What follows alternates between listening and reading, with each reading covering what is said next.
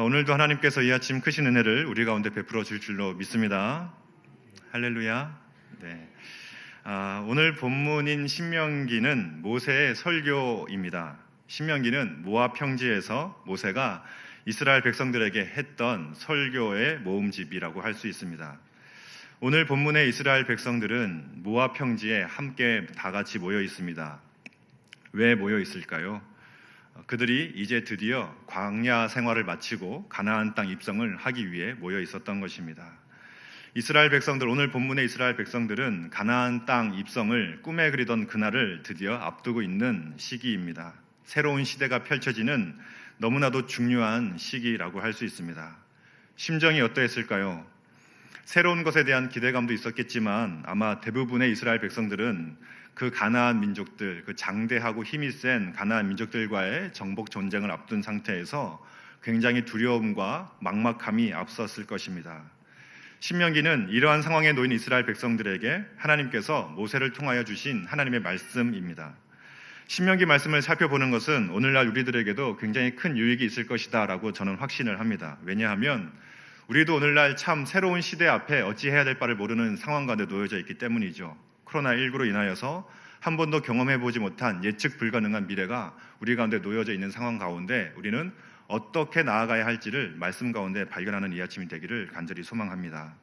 오늘 본문을 통해서 하나님께서 주시는 메시지를 한 두 가지 정도로 간단하게 살펴보고 기도하는 시간을 가지도록 하겠습니다.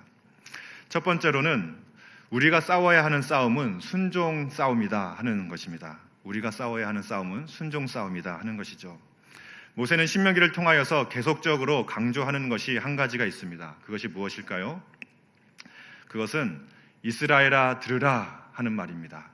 쉐마 이스라엘이죠. 우리 담임 목사님께서 말씀해 주셨던 그 들음의 영성이라고도 할 수 있을 것입니다. 신명기에 가장 흐르는 가장 큰 줄거리는 들으라 이스라엘인 것입니다. 오늘 본문은 아니지만 너무나도 유명한 말씀, 우리가 잘 아는 말씀, 신명기 6장 4절 말씀을 우리 함께 같이 한번 읽어보도록 하겠습니다. 함께 읽겠습니다. 이스라엘아 들으라, 우리 하나님 여호와는 오직 유일한 여호와이시니. 아멘. 무엇을 들으라고 말씀하는 것일까요? 신명기를 통하여서 모세는 계속적으로 이스라엘 백성들에게 들으라 이스라엘, 쉐마 이스라엘 외치고 있습니다. 무엇을 들으라는 말일까요? 하나님의 말씀에 귀 기울여 들으라 선포하고 있는 것입니다. 이와 관련해서 들으라 하는 이 말씀과 관련해서 신명기에서 계속적으로 반복되어지는 핵심 단어가 한 가지, 두 가지가 있습니다. 그것은 오늘 본문에도 잘 기록이 되는데요. 그것은 바로 규례와 법도라고 하는 단어입니다. 신명기 말씀을 통하여 모세는 계속적으로 말씀하는 것이죠. 규례와 법도를 지키라. 오늘 본문도 마찬가지입니다. 우리 5절 말씀을 함께 같이 한번 읽어보도록 하겠습니다. 신명기 4장 5절 말씀입니다. 함께 읽겠습니다. 내가 나의 하나님 여호와께서 명령하신 대로 규례와 법도를 너희에게 가르쳤나니 이는 너희가 들어가서 기업으로 차지할 땅에서 그대로 행하게 하려 함인즉. 아멘. 하나님께서는 이렇게 말씀하시죠. 너희는, 이스라엘 백성 너희들은 축복의 땅, 그 가나안 땅을 차지하게 될 것이다 라고 5절 말씀에 분명하게 기록을 하고 계십니다. 그런데 그 땅은 어떠한 땅이라고 부연 설명을 하고 계십니까? 가나안 땅은 모세가 가르친 그 하나님의 규례와 법도를 행하는 곳이다 라고 정의를 내리고 계십니다. 가나안 땅은 하나님의 법도와 규례를 행하는 땅이 가나안 땅이다 라고 설명하고 있는 것이죠. 이와 관련해서 우리 앞부분인 4장 1절 말씀도 우리 한번 같이 한번 읽어보기를 원합니다. 함께 읽겠습니다.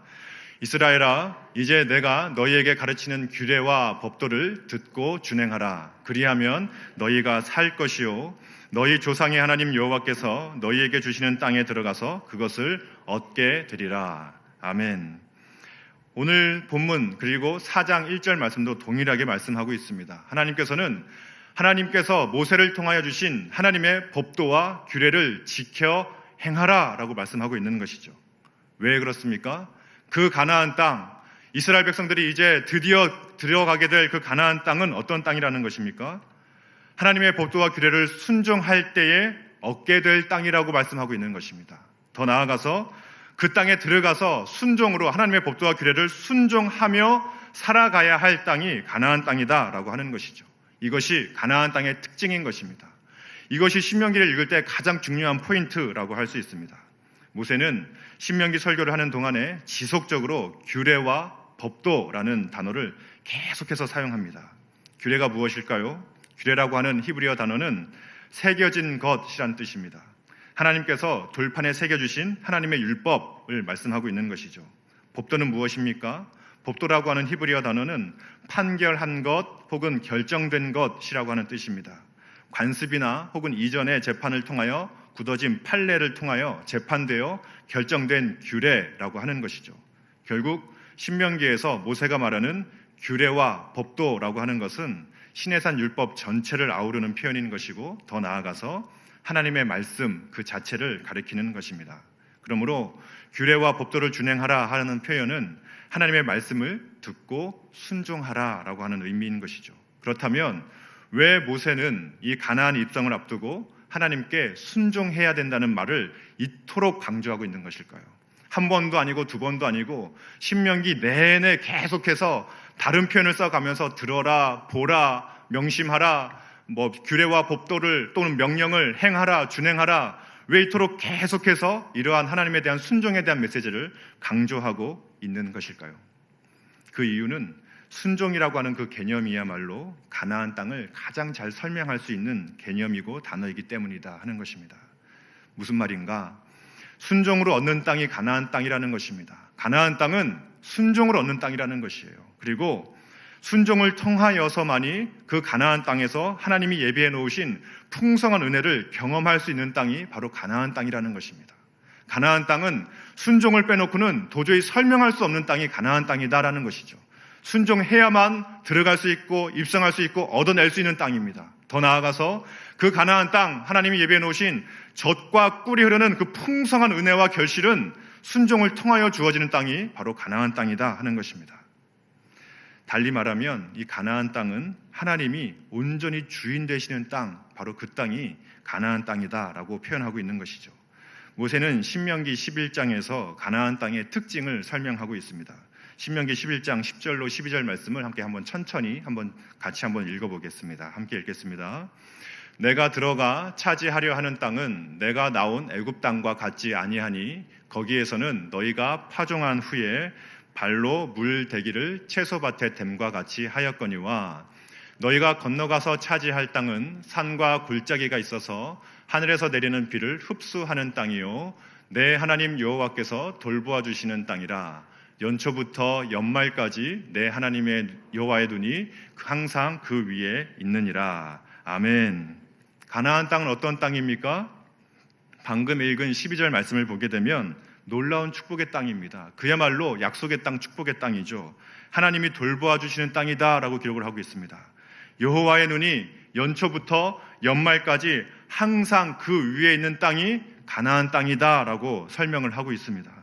얼마나 은혜로운 말씀입니까? 그런데 더 중요한 말씀이 10절과 11절에 기록이 되어져 있는 것이죠. 10절과 11절 말씀을 같이 한번 읽어보겠습니다. 함께 읽겠습니다. 내가 들어가 차지하려 하는 땅은 내가 나온 애굽 땅과 같지 아니하니 거기에서는 너희가 파종한 후에 발로 물대기를 채소밭에 댐과 같이 하였거니와 너희가 건너가서 차지할 땅은 산과 골짜기가 있어서 하늘에서 내리는 비를 흡수하는 땅이요. 아멘. 가나안 땅에 대한 하나님의 설명, 모세의 설명이 무엇입니까? 첫 번째는 애굽 땅과 같지 아니하니라고 기록을 하고 있습니다. 10절에 보게 되면 내가 나온 애굽 땅과 같지 않다라고 기록을 하고 있죠. 그렇다면 그들이 나온 애굽 땅은 어떤 땅이었다고 기록을 합니까? 오늘 말씀에 보게 되면 너희가 파종한 후에 발로 물 대기를 채소밭에 댐과 같이 하였거니와 라고 기록을 하고 있습니다. 무슨 말일까요? 애굽 땅의 삶의 방식을 설명하고 있는 것이죠. 내 힘으로 살아왔다는 것입니다. 내가 씨를 뿌립니다. 내가 파종을 합니다. 그리고 난 후에는 내가 관계 수로를 대고 물레방아를 돌려서 강물을 끌어와서 물을 대었다는 것입니다. 비가 자주 내리지 않았고 평야지대가 많았던 이집트의 생활 방식인 것이죠. 내 노력으로, 내 실력으로 내가 얻어내고 내가 성취해내어야만 했던 곳이 이스라엘 땅의 생활 방식, 이집트, 애굽의 생활 방식이었다 하는 것입니다. 그런데 이들이 그 애굽 땅을 나와 들어가게 될 가나안 땅은 어떤 땅이다 라고 말씀하고 있는 것이죠. 11절 말씀을 함께 같이 한번 읽어보겠습니다. 11절입니다. 없나요? 제가 한번 읽어드리겠습니다. 너희가 건너가서 차지할 땅은 산과 골짜기가 있어서 하늘에서 내리는 비를 흡수하는 땅이요 라고 기록을 합니다. 무슨 뜻인가? 이 구절은 이런 의미죠. 산과 골짜기가 많아서 하늘에서 내린 비가 밭으로 자연스럽게 흘러가는 땅이다 라는 표현인 것입니다. 특별히 수고하지 않아도 된다는 것이죠. 애굽 땅에서처럼 씨를 뿌리고 파종한 후에 물이 없어서 물을 강물로부터 멀리 떨어진 그 밭에 갖고 오기 위하여 관계 수로를 땅을 파고 수로를 내고 물레방아를 힘껏 돌려서 그 물을 억지로 끌고 와야 하는 땅이 아니라는 것입니다. 무슨 말입니까? 산과 골짜기가 있고 그 내리는 비는 그 산과 골짜기를 타고 흘러서 결국 이스라엘 백성들이 경작하고 있는 그 밭으로 자연스럽게 물이 흘러 들어오는 땅이 이집트 땅이 아닌 가나안 땅이다라고 설명하고 있는 것입니다. 특별히 수고와 노력을 하지 않아도 자연스럽게 결실을 얻을 수 있는 땅, 은혜를 경험할 수 있는 땅, 그 땅이 바로 가나안 땅이다라고 말씀하고 있는 것입니다. 이집트에 비하면 가나안 땅은 하나님이 약속하신 문자 그대로, 말 그대로 젖과 꿀이 흐르는 땅이 바로 이 가나안 땅이었던 것입니다. 그런데 한 가지 문제가 있죠. 이러한 놀라운 축복은 또 동시에 위험 요소이기도 한 것입니다. 만약에 이집트처럼 인간의 수고가 필요하지 않다, 필요 없다는 점에서는 참으로 좋은 일이지만 만약에 하늘에서 비가 내려주지 않는다면 어떻게 되는 일입니까? 아무런 결실도 할 수 없는 땅이 바로 이 가나안 땅이다라고 설명하고 있는 것입니다. 내가 관계수로를 끌어오고 물레방아를 아무리 힘껏 돌려도 물을 끌어올 수 없는 땅이 바로 이 가나안 땅이다라고 이야기를 하고 있는 것이죠. 그래서 이 가나안 땅에서 가장 중요한 것은 타이밍에 꼭 맞는, 꼭 알맞은 양의 비가 내려주는 것이 가장 중요한 것이 바로 이 가나안 땅이었다 하는 것입니다. 이것을 성경에서는 이른 비와 늦은 비라고 표현을 하고 있죠. 이른 비는 여름 내내 말라버린 굳은 땅을 부드럽게 해줄 수 있는, 적셔주는 그 비가 바로 이른 비였습니다. 파종할 때 꼭 내려야만 하는 비였죠. 늦은 비는 수확을 앞둔 곡식들이 여물어 갈 때에 꼭 내려주어야 하는 비였습니다. 이 비는 아무리 노력을 해도 얻어낼 수 있는 비가 아니었죠. 그런 물이 아니었습니다. 내가 관계수로를 팠다고 해서 물을 끌어올 수 있는 곳이 아니었습니다. 내가 물레방아를 힘껏 돌린다고 해서 물을 끌어올 수 있는 땅이 아니었습니다. 그 땅이 바로 가나안 땅이었다는 것이죠. 무슨 말입니까? 모든 것은 하나님께 달려있는 땅, 바로 그 땅이 가나안 땅이었다는 것이죠. 내 노력으로 해도 되지 않는, 내 노력으로는 얻어낼 수 없는, 나의 실력으로는 도저히 이룰 수 없는 성공, 구원이 있는 땅이 바로 가나안 땅이었습니다. 가나안 땅에서의 성공과 가나안 땅에서의 번영과 가나안 땅에서의 구원은 오직 누가 주실 수 있는 것입니까? 하나님 한 분만이 주실 수 있는 그런 땅이 바로 가나안 땅이었다는 것이죠. 하나님께서는 애굽에서 출애굽시켜 이스라엘 백성들을 그곳 가나안 땅으로 이끌고 계셨다 하는 것입니다. 그래서 모세는 이렇게 말씀을 하고 있죠. 신명기 11장 13절에서 15절 말씀을 함께 같이 한번 읽어보겠습니다. 함께 읽겠습니다.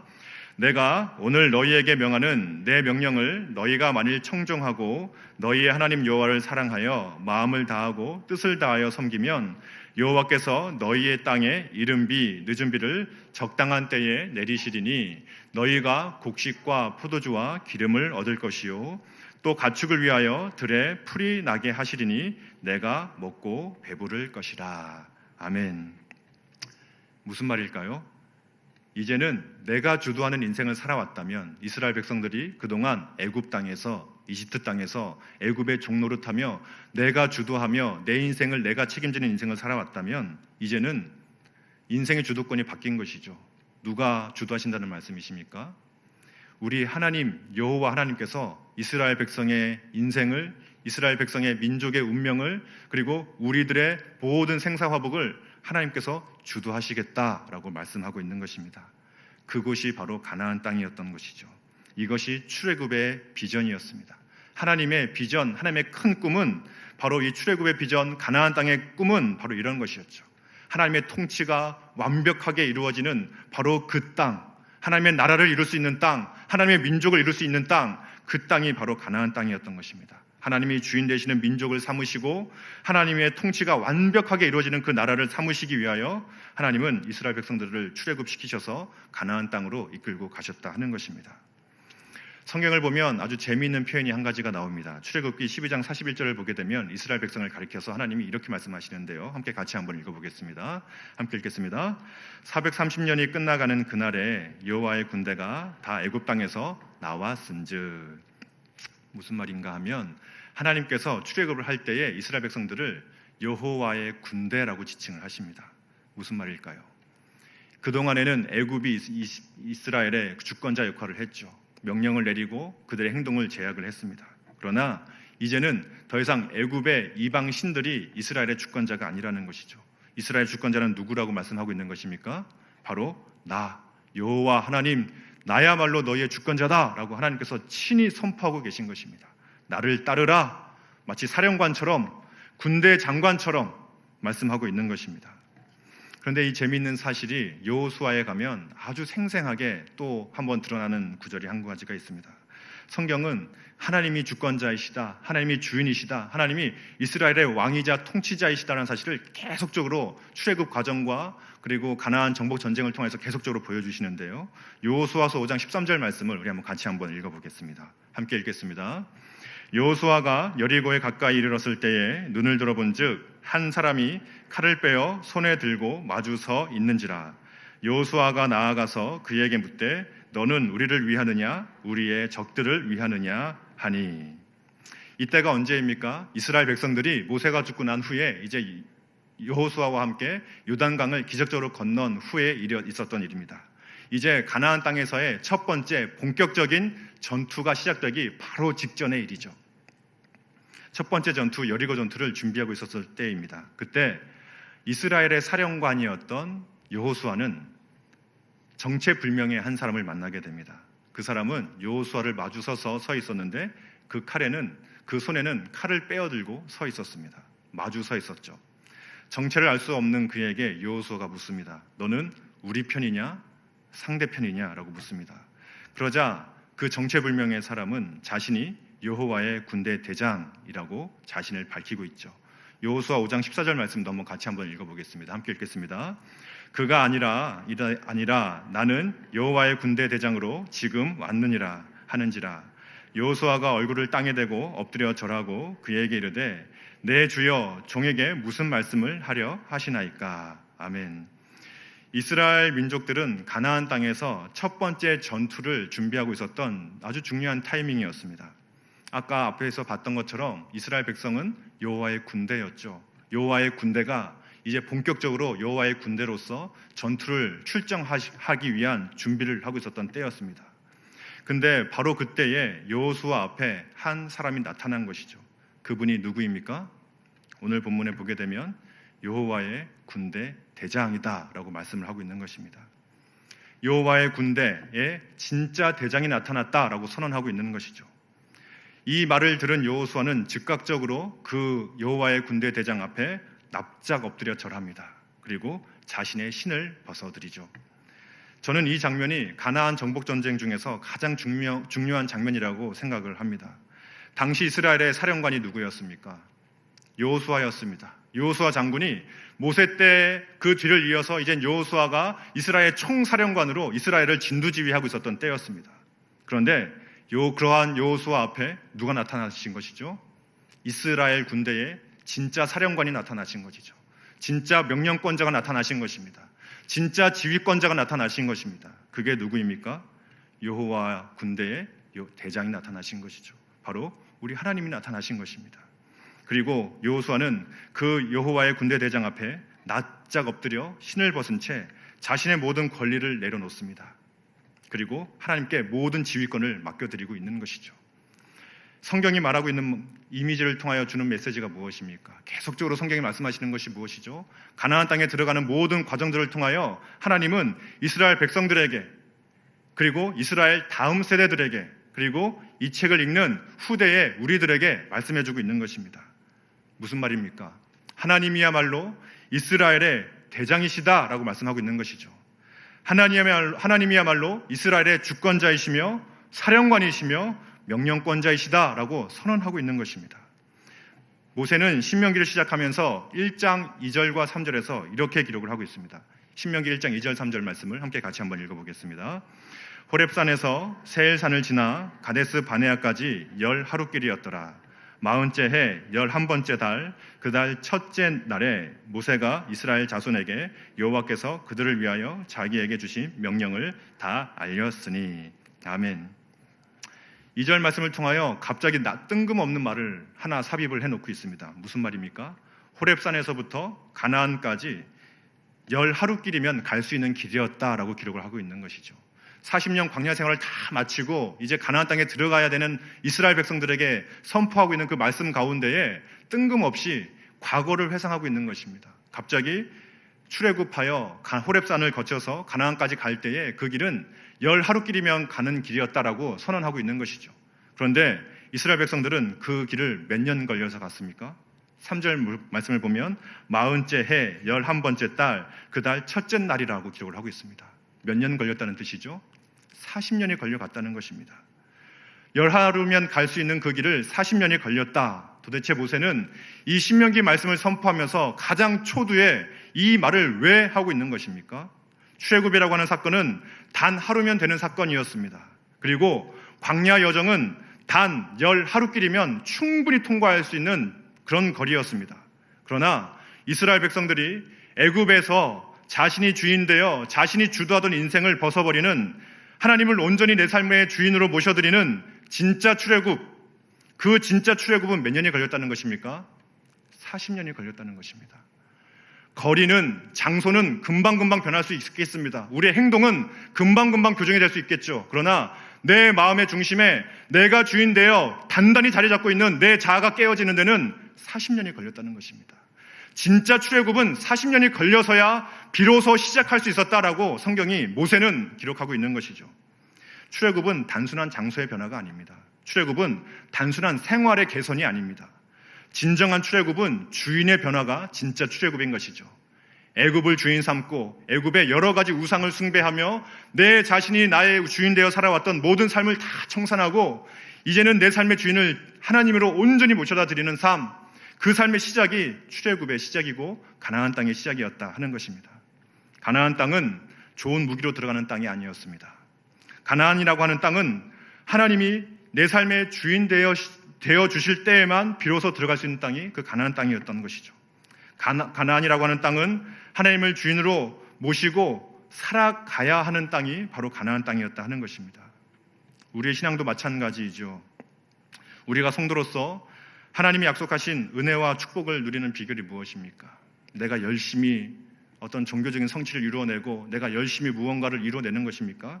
그렇지 않다는 것입니다. 하나님이 바라시는 것은, 나의 어떠한 열심보다 정말 바라시는 것은 하나님을 온전히 내 삶의 주인으로 모셔드려라 라고 말씀하고 있는 것이에요. 그리고 그 주인이신, 그 군대 대장이신, 사령관이시자 총지휘권자이신 그 하나님의 말씀 앞에 온전한 순종, 복종을 하여라 라고 말씀하고 있는 것이죠.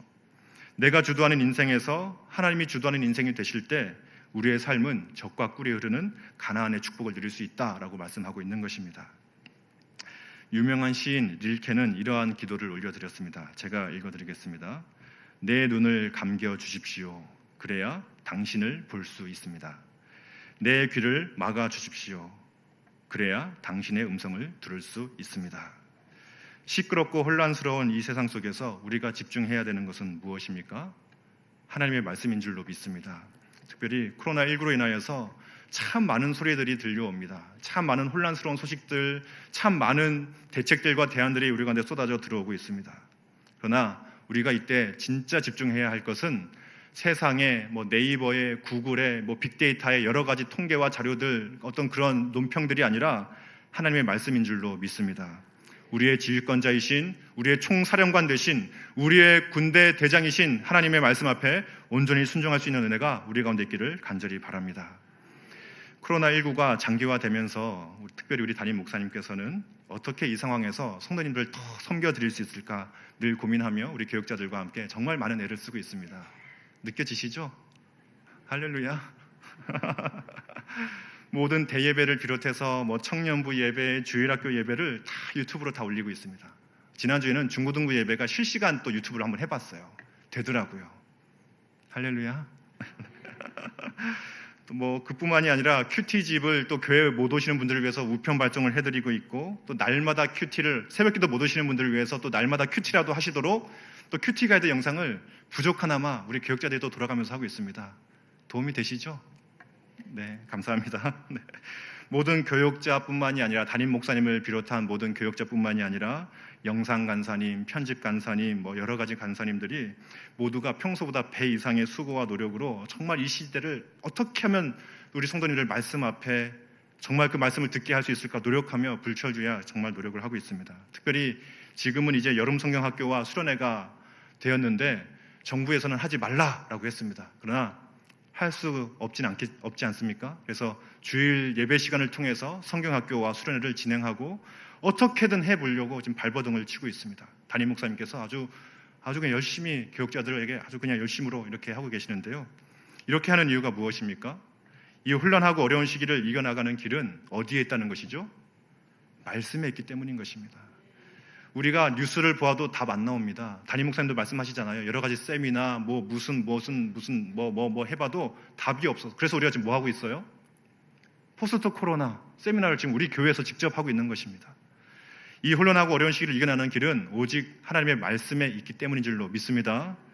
우리가 이겨야 할 싸움은 순종 싸움인 것이죠. 이 어렵고 혼란한 시대 가운데 우리가 마음을 두어야 할 곳, 우리가 따라야 할 그 명령, 그 말씀은 하나님의 말씀이라는 것입니다. 다른 어떠한 데이터에 근거한 어떠한 예측도 아니라 우리가 우직하게 붙들어야 할 것은, 그리고 뚜벅뚜벅 걸어나가야 할 그 명령은 우리의 군대 대장이신 하나님의 말씀을 붙들어야 될 줄로 믿습니다. 바라기는 코로나19로 인하여서 답답하고 혼란한 이때에 다른 어떤 것 붙들지 마시고, 사람의 걱정과 근심 붙들지 마시고 오직 하나님의 말씀을 붙드시고 그 말씀에 순종함으로 풍성한 가나안의 은혜를 이때 누리시는 복된 성도가 되시기를 주님의 이름으로 축복합니다. 둘째로, 우리가 이겨야 할 싸움은 약함의 싸움이다 하는 것입니다. 모세는 이어지는 6절과 8절 본문을 통하여서 이스라엘을 가리켜 큰 나라라고 표현을 하고 있습니다. 큰 나라라고 하는 그 단어는 6절과 8절에 3번이나 반복이 되고 있죠. 그런데 한 가지 좀 여쭤보겠습니다. 이스라엘이 큰 나라였습니까? 아닙니다. 나라가 되지도 않았죠. 아직은 그냥 민족에 불과했습니다. 그렇다면 큰 나라다운 강력한 군사력이 이스라엘들에게 있었습니까? 아닙니다. 백성의 숫자가 어마어마한 강대국의 숫자로 어마어마한 백성의 숫자를 가지고 있었나요? 그것도 아닙니다. 그렇다면 경제적으로 부유한 나라였습니까? 큰 나라라고 할 만큼, 일컬어질 만큼 금과 은이 풍족한 나라였습니까? 그렇지도 않았습니다. 모세는 국가의 기틀이 채 갖추어지지 않은 오합지졸의 이스라엘, 이제 광야에서 태어나서 광야에서 자란, 그야말로 광야밖에 모르는 그 이스라엘, 국가라고는 한 번도 맛보지 못했던 1세대들은 그래도 애굽이라고 하는 강대국을 눈으로 보기라도 했지만, 이 지금 출애굽 2세대들은 나라라고 하는 것을 한 번도 경험해보지 못한 오합지졸의 정말 그런 존재들입니다. 그런데 모세는 이들을 가리켜, 출애굽 2세대들을 가리켜 뭐라고 말씀하고 있나요? 큰 나라라고 말씀을 하고 있습니다. 우리 6절과 8절 말씀 같이 읽어보도록 하겠습니다. 함께 읽어보겠습니다. 너희는 지켜 행하라. 이것이 여러 민족 앞에서 너희의 지혜요 너희의 지식이라. 그들이 이 모든 규례를 듣고 이르기를 이 큰 나라 사람은 과연 지혜와 지식이 있는 백성이로다 하리라. 우리 8절 말씀도 같이 한번 읽어보겠습니다. 오늘 내가 너희에게 선포하는 이 율법과 같이 그 규례와 법도가 공의로운 큰 나라가 어디 있느냐. 아멘. 이스라엘 민족을 한번 보십시오. 40년간 광야 생활을 했습니다. 그들에게 뭐가 있습니까? 땅이 있습니까? 돈이 있습니까? 무기가 있습니까? 자원이 있습니까? 아무것도 없습니다. 애굽에서 가지고 나왔던 약간의 음식과 약간의 돈이 있었다 할지라도 40년 광야 생활을 하면서 모든 것은 다 소진되어 버리고 말았습니다. 이제 남은 것이라고는 하나님께서 매일같이 내려주시는 만나 외에는 이스라엘 백성들에게 있는 것이라고는 아무것도 없었습니다. 그런데 광야 40년을 거쳐가면서 이스라엘 백성들에게 딱 한 가지 남아있었던 것이 있었죠. 딱 한 가지 남아있었던 것이 있었습니다. 그것이 무엇일까요? 그것이 누구일까요? 그것은 바로 다름 아닌 하나님이셨던 것이죠. 하나님 외에는 아무것도 소유하지 않은 민족이 바로 이스라엘 민족이었던 것입니다. 아무것도 없지만 하나님을 소유한 민족, 하나님의 이름으로 행진해 나아가는 민족, 그것이 바로 이스라엘의 민족이었던 것입니다. 오늘 본문 아까 읽었던 6절과 8절 그리고 7절을 보게 되면 이스라엘이 소유했던 두 가지가 나옵니다. 그 하나님을 소유한 이스라엘 백성들의 특징 두 가지가 나오는데요. 첫 번째는 말씀이고 두 번째는 기도입니다. 우리 6절과 8절 말씀 아까 읽었는데 다시 한번 읽어보기 원합니다. 6절과 8절 다시 한번 읽어보겠습니다. 준비가 될까요? 네, 한번 읽겠습니다. 시작. 너희는 지켜 행하라. 이것이 여러 민족 앞에서 너희의 지혜요 너희의 지식이라. 그들이 이 모든 규례를 듣고 이르기를 이 큰 나라 사람은 과연 지혜와 지식이 있는 백성이로다 하리라. 오늘 내가 너희에게 선포하는 이 율법과 같이 그 규례와 법도가 공의로운 큰 나라가 어디 있느냐. 아멘. 모세는 이스라엘 백성들을 가리켜 큰 나라라고 말을 하고 있는데 그 큰 나라인 이유, 위대한 민족인 이유가 무엇입니까? 하나님의 규례와 법도가 그 민족 가운데 주어져 있기 때문이다 라고 말씀하고 있는 것입니다. 하나님의 말씀이 그 민족과 함께하고 있기 때문인 것이죠. 하나님이 이스라엘 백성들과 함께하고 있는 것입니다. 이스라엘 민족은 아무것도 없었습니다. 돈도 없습니다. 물질도 없습니다. 든든한 백도 보장될 아무것도 없습니다. 그러나 그들에게는 한 가지가 분명하게 있었던 것이죠. 하나님이 계셨습니다. 하나님의 규례와 율법과 하나님의 법이 그 민족 가운데 분명하게 살아 있었던 것이죠. 그리하여 이스라엘 민족은 큰 나라였던 것입니다. 할렐루야. 또한 모세는 한 가지 더 말을 하고 있죠. 기도를 가리키고 있습니다. 우리 7절 말씀 함께 같이 한번 읽어보도록 하겠습니다. 함께 읽겠습니다. 우리 하나님 여호와께서 우리가 그에게 기도할 때마다 우리에게 가까이 하심과 같이 그 신이 가까이 함을 얻은 큰 나라가 어디 있느냐. 아멘. 이스라엘 백성들의 또 한 가지 있었던 것이 무엇입니까? 바로 기도라는 것이에요. 이스라엘 백성들이 기도할 때마다 하나님은 어떻게 하셨다는 것입니까? 이스라엘 백성들과 함께 하셨다, 가까이 하셨다라고 이야기하고 있습니다. 우리 하나님, 이스라엘 백성들은 돈도 없습니다. 물질도 없습니다. 든든한 군대도, 무기도, 자원도 아무것도 없습니다. 그러나 이스라엘 백성들이 소유하고 있었던 것이 무엇입니까? 기도하기만 하면 내 곁에 머물러 주시고 나와 함께 하시며 내 기도에 친히 그 귀를 기울여 주시는 너무나 자상하시고 너무나 자비로우신 그 여호와 하나님이 이스라엘 백성들과 함께하고 있었던 것입니다. 할렐루야. 그래서 이스라엘 민족은 강한 나라, 큰 민족, 위대한 민족이다 라고 모세가 말씀을 하고 있는 것이죠. 경제력이 없을지라도, 정치력이 없을지라도, 강력한 군왕은 없을지라도 하나님만 계시면, 말씀과 기도로 하나님을 붙들 수만 있다면 그 나라는 큰 나라다 라고 말씀하고 있는 것입니다. 이스라엘이 가진 것은 오직 하나님 한 분뿐이었습니다. 이스라엘의 축복은 약함이 곧 그들의 축복이었던 것이죠. 군대가 없어서 하나님께 구할 수 있었던 것입니다. 돈이 없어서 하나님을 의지할 수 있었던 것이죠. 그들에게는 아무것도 의지할 것이 없어서 오직 하나님만 의지할 수 있었던 것입니다. 그것이 그들의 축복이요 그들의 자랑이었던 것이죠. 무슨 말입니까? 우리의 싸움은 더 차지하는 싸움이 아니다라는 것입니다. 가나안 땅에 들어가기 위하여 이스라엘 백성들이 싸웠던 싸움은 내 땅을 더 늘리고자 하는 싸움이 아니었다는 것이죠. 우리의 싸움은 내가 더 강하다는 것을 자랑하는 싸움이 아니다라는 것입니다. 오히려 우리의 싸움은 하나님 외에는 다 포기하는 싸움이 우리의 싸움이다라는 것이죠. 이스라엘의 싸움은 광야 40년 동안 싸웠던 것은 내가 주도하며 무엇인가 얻어보고자 하며 무엇인가 쌓아보고자 했던 나 자신을 다 버리는 싸움이었습니다. 온전히 약해지는 싸움이었죠. 그리고 강하신 주님을 붙드는 싸움을 했던 것입니다. 그것이 바로 우리가 싸워야 하는 싸움이죠. 나는 약해져야 되는 것입니다. 나는 죽어져야 되는 것이죠. 그때 말씀을 붙들 수 있고 그때 기도로 하나님께 나아갈 수 있는 것입니다. 우리는 말씀과 기도로 하나님께 나아가며 하나님을 드러내는 존재로 살아가야 한다 하는 것이 오늘 본문 6절, 7절, 8절의 내용인 것이죠. 우리의 약함은 세상의 자랑이 될 것입니다. 우리의 연약함은 세상 가운데 빛으로 빛날 것입니다. 우리가 약할 그때에 하나님이 교회를 보호하시고 교회를 영광스럽게 하시며 교회를 빛나게 하실 줄로 믿습니다. 우리의 약함이 곧 하나님의 강함이 되며 우리가 약할 그때에 주님께서 강함이 되어줄 것이기 때문이죠. 반대로 말하자면 군사력이나 경제력이나 정치력으로 세상에 군림하는 존재가 아니다라는 것이죠. 성도는 그런 존재가 아니라는 것이에요. 성도는 약해져야 되는 존재, 약함의 존재라고 하는 것입니다. 오늘 본문을 묵상하다가 우리 초대교회사 가운데 꼭 오늘 본문에 꼭 맞는 말씀인 것 같아서 제가 보다가 한번 말씀을 드리고 싶었습니다. 한국교회사 가운데 있었던 일인데요. 우리 한국교회 초대교회 부흥의 역사를 보면 참 놀라운 역사들이 많이 펼쳐졌습니다.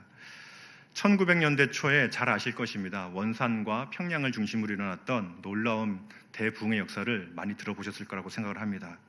1903년 원산에서 13년 차 되었던 고참 선교사 하디가 사경의 시간에 자신의 교만을 회개하기 시작한 것으로 시작된 이 회개 운동은 서울과 개성, 평양 어디것 할 것 없이 퍼져나가기 시작을 했습니다. 그리고 1907년에는 드디어 평양 장대현 교회에서 놀라운 회개 운동을 통하여 부흥이 일어나기 시작을 했죠. 그 후에 한국 사회는 말로 설명할 수 없는 놀라운 변화를 경험하게 되어집니다. 특별히 한국 사회 남자들은 참 그때 참 비료했는데요. 술과 도박에 빠져 있어서 참 그랬습니다. 예, 죄송합니다. 네. 근데 그 남자들이 그 초대교회 부흥을 맛보면서 변화가 되기 시작을 하는 것이죠. 낮은 윤리 의식을 가지고 있었던 한국 사회가 놀랍도록 변화가 된 것입니다. 평양에서는 이런 일이 있었다고 합니다. 평양에서는 회개한 교인들이 중국인 상점을 찾아가서 수년 전에 훔쳤던 것들이라고 하면서 상당한 액수의 돈을 중국인에게 갚아주면서 감동을 일으킨 일이 있었다고 기록에 남아 있습니다. 또 유명한 이야기 중에 하나가 있는데 윤승근이라고 하는 사람의 양심전 이야기를 제가 하나 소개해드리겠습니다. 경기도 벽제 출신이었던 윤승근은 예수를 믿기 전에 불량배 소리를 듣던 사람이었다고 합니다. 그러던 그가 1903년 9월에 원산에서 열렸던 사경회에 참석을 해서 놀라운 은혜를 경험하고 전에 선교사님의 돈을 몰래 훔쳐 썼던 7달러를 갚아주면서 선교사에게 용서를 구했다고 합니다. 그리고 그 모든 회개가 끝난 직후에 집회가 끝나고 돌아오면서 자신이 거하던 집으로 돌아오면서 기도를 했다고 해요. 이런 기도를 올려드렸다고 합니다. 하나님이시여, 과거에 지은 모든 죄를 기억나게 하사 해를 입힌 자들에게 사죄하게 하소서 하는 기도를 올려드리면서 집으로 돌아왔다고 해요. 그리고 집에 도착을 했는데 딱 생각나는 사건이 하나 있었다고 합니다. 20년 전에 지었던 죄가 한 가지가 생각이 나는 것이죠. 예수 믿기 전에 있었던 인천에 있던 본인이 이제 주전소라고 하는 곳에 근무를 할 때에 자기에게 정해진 봉급보다도 더 많은 돈을 받게 되었는데 그럼 이제 실수로 더 받게 되었으면 돌려줘야 되지만 그 돈을 돌려주지 않고 그 돈을 이제 허랑방탕하게 쓴 것입니다. 윤승근은 이제 기도하면서 오는 그 길에 그 생각이 탁 난 거예요. 그래서 그 돈 20원을 마련해서 인천에 있던 근무하던 주전소로 찾아갔습니다. 그런데 본인이 근무하던 주전소는 이미 문을 닫고 사라진 지가 오래되었던 것이죠. 그래도 그는 포기할 수가 없어서 계속 수소문하여서 당시 주전소 기능을 감당하고 있던 탁지부, 오늘날로 치면 약간 재무부 같은 역할을 하는 곳입니다. 재무부를 찾아가서 그 사정을 말하고 내가 이 돈을 갚아야 되겠소 라고 하면서 그 돈을 내밀었다고 합니다. 그러자 그 탁지부 관리가 굉장히 신기해하면서 이렇게 말을 했다고 해요. 나라 돈이라면 누구나 거저 먹으려 하거늘 예수교인들은 어찌된 일인지 20년 전에 정부 잘못으로 나간 돈마저 갚으려 하는가 하면서 그 돈에 대한 영수증을 발급해 줬다고 합니다. 그래서 결국 윤승근은 그 돈을 돌려주고 영수증을 받아왔는데 그 돈이 이제 양심전이라고 하는 것입니다. 그게 초대교회에 엄청나게 회자가 되었습니다. 그 탁지부에서 발행했던 그 양심전에 대한 영수증은 아까 말했던 하디 선교사님, 하디 목사님이 기념으로 갖고 다니면서 집회 때마다 이야기를 했다고 합니다. 이뿐만이 아닙니다. 초대교회에 놀라운 일들이 막 일어났습니다. 코리아 미션 필드라고 하는 당시 선교 보고서가 있었습니다. 그 선교 보고서를 보면 우리나라 초대교회가 얼마나 뜨거웠는지를 보여주는 여러 가지 소식들이 다 기록이 되어져 있습니다. 그 중에 몇 가지만 소개를 해드리고 말씀을 마치겠습니다. 1907년 경기도에서 활동하던 SF 무어 선교사의 증언입니다. 제가 그대로 한번 읽어드릴게요. 전에 김 씨는 농사를 지었는데 술을 즐겨 마셨고 예쁜 첩도 데리고 있었습니다. 그런데 개종한 후 첩을 내보냈고 술과 노름도 끊었습니다. 나중에는 그렇게 좋아하던 담뱃대까지 꺾었습니다. 겨울 사경회 기간 중 우리는 그가 하나님의 말씀과 은혜 안에서 진보하였음을 확인하였고 매서인으로 활동해 주기를 요청하자 그는 기꺼이 응했습니다. 라고 기록을 하고 있습니다. 이뿐만이 아닙니다. 또 초대교회 부흥운동은 노베 해방운동까지도 확산이 되었는데요. 또 같은 잡지인 코리아 미션 필드에 보게 되면 모리스 선교사가 증언한 내용입니다.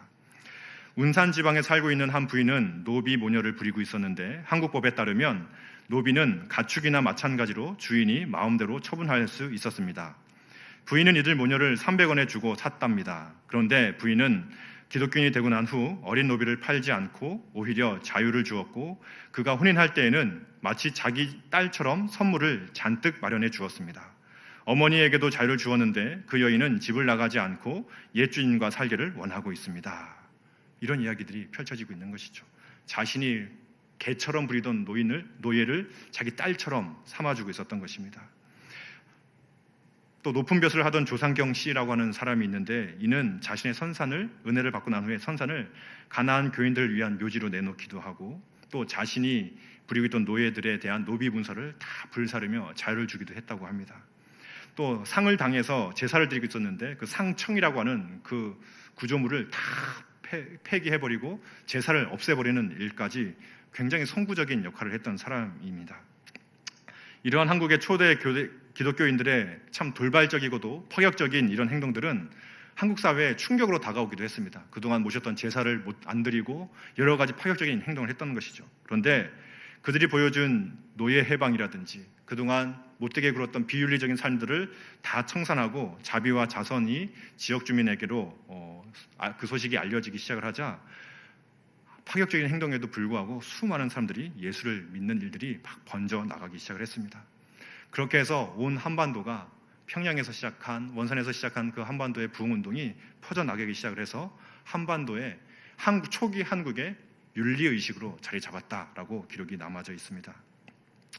말씀과 기도를 통하여 심령이 새롭게 변한 기독교인들이 한국 사회를 변화시키는 놀라운 영향력을 보여주었던 것이죠. 저는 이 장면을 보는데 오늘 본문의 말씀이 딱 생각이 났습니다. 이것이 오늘 본문의 큰 나라의 모습인 것이죠. 하나님의 규례와 법도를 지키는 백성들을 통하여 하나님이 영광 받으시는 모습입니다. 돈이 있어서도 아닙니다. 거대한 건물이 있어서도 아니고 놀라운 재력가와 정치가와 영향력 있는 사람도 있어서도 아닙니다. 그저 그런 사람들이 모인 교회가 하나님의 규례와 법도를 지켜 행하며 하나님께 기도하며 자신을 돌아보며 자신의 죄를 토설하기 시작할 때에 하나님은 그 교회를 통하여 그 민족을 통하여 영광 받으셨던 것이죠. 이것이 바로 하나님이 꿈꾸시는 가나안 땅의 하나님의 나라의 비전인 것입니다. 하나님께서는 출애굽을 통하여 가나안 땅에 새로운 나라를 심으시기 원하셨던 것이죠. 하나님이 군대 제장 되시는, 하나님이 총사령관 되시는, 하나님이 온전한 지휘권자 되시는 그 나라, 그리고 온 사람들이 함께 모여 하나님의 규례와 법도를 순종하며 함께 주님을 붙드는 기도를 올려드리며 온전한 하나님의 천국을 이루는 그 나라를 꿈꾸셨던 것이 그 하나님의 비전이었던 것입니다. 이제 말씀을 마치려고 합니다. 이 시간 우리 자신 한번 돌아보았으면 좋겠는데요, 우리가 너무 강해져 있지는 않는지 한번 돌아보았으면 좋겠습니다. 광야 40년을 마친 이스라엘 백성들이 가나안 땅을 점령할 수 있었던 이유는 그들에게는 아무것도 없었기 때문입니다. 대신 하나님이 그들에게 함께하고 계셨기 때문이죠. 하나님 외에는 아무것도 할 수 없었던 그것이 바로 그들의 가장 강력한 능력이었다 하는 것입니다. 우리 대한민국도 또 우리 대한민국의 모든 국민들도 참 하나님의 큰 축복을 받았습니다. 물질적으로도 또 문화적으로도, 또 한국 교회 역시 하나님의 놀라운 축복을 받은 교회이죠. 그런데 그 축복으로 인하여서 정작 우리의 주인이신, 우리의 총사령관 되신, 우리의 군대 대장이신 하나님을 놓치고 말씀과 기도를 잃어버리고 있다면 그것은 가장 큰 저주가 되고 말 것입니다. 하나님은 가나안 땅에 이스라엘 백성을 하나님의 나라로 심으셨습니다. 그 이유는 가나안 땅에 있는 가나안 족속들을 토해내시기 위함이었다라고 기록을 하죠. 레위기 18장 24절 25절 말씀을 함께 같이 한번 읽어보겠습니다. 함께 읽겠습니다. 너희는 이 모든 일로 스스로 더럽히지 말라. 내가 너희 앞에서 쫓아내는 족속들이 이 모든 일로 말미암아 더러워졌고 그 땅도 더러워졌으므로 내가 그 악으로 말미암아 벌하고 그 땅도 스스로 주민을 토하여 내느니라. 아멘. 온갖 악행과 우상숭배에 빠진 가나안 거민을 하나님은 뽑아내시고 토해내신 것이죠. 그리고 하나님의 큰 나라, 큰 위대한 민족인 이스라엘 백성들을 그 가나안 땅에 심으셨습니다. 그리고 그 가나안 땅을 온전한 하나님의 통치가 이루어지는 규례와 법도를 순종하며 하나님께 기도하는 민족으로 삼아가고 계셨던 것이죠. 그런데 문제는 하나님은 자신의 백성이라 할지라도 악행과 우상숭배에 빠지면 예외가 없다 하는 것이죠. 레위기 18장 28절 말씀 함께 같이 한번 읽어보겠습니다. 함께 읽겠습니다. 너희도 더럽히면 그 땅이 너희가 있기 전 주민을 토함같이 너희를 토할까 하노라. 아멘. 가나안 땅에 이스라엘 심으신 분이 하나님이시라면 그 가나안 땅에서 이스라엘 뽑아내실 수 있는 분도 하나님이시다라고 말씀을 하고 있는 것입니다. 이스라엘 백성의 역사를 한번 보면 어떻게 되었습니까? 하나님을 열심히 섬기며 부강한 다윗 왕국을 이루며 정말 천하 통일을 이루었던 그 이스라엘이 나중에는 타락을 하고 우상 숭배에 빠지자 하나님은 아스루와 바벨론을 통하여 그 이스라엘 민족을 뽑아내셨습니다. 그리고 하나님은 신약의 교회를 통하여 다시 한번 새로운 하나님 나라의 꿈을 이루어가고 계신 것이죠. 우리는 어떻게 해야 할까요? 9절 말씀을 함께 읽고 마치도록 하겠습니다. 본문 신명기 4장 9절 말씀을 읽고 마치겠습니다. 함께 읽겠습니다. 오직 너희는 스스로 삼가며 내 마음을 힘써 지키라. 그리하여 내가 눈으로 본 그 일을 잊어버리지 말라. 내가 생존하는 날 동안에 그 일들이 내 마음에서 떠나지 않도록 조심하라. 너는 그 일들을 내 아들들과 내 손자들에게 알게 하라. 아멘. 바라기는 이 나라와 이 민족이 그리고 우리 한국교회가 그리고 우리 자신이 하나님 한 분만을 소유할 수 있게 되어지기를 간절히 바랍니다. 하나님을 내 삶의 주인으로 삼고 말씀과 기도의 능력을 통하여 하나님을 세상에 드러내 보일 수 있는 주께 가까이 함을 얻는 큰 나라가 되기를 주님의 이름으로 축복합니다.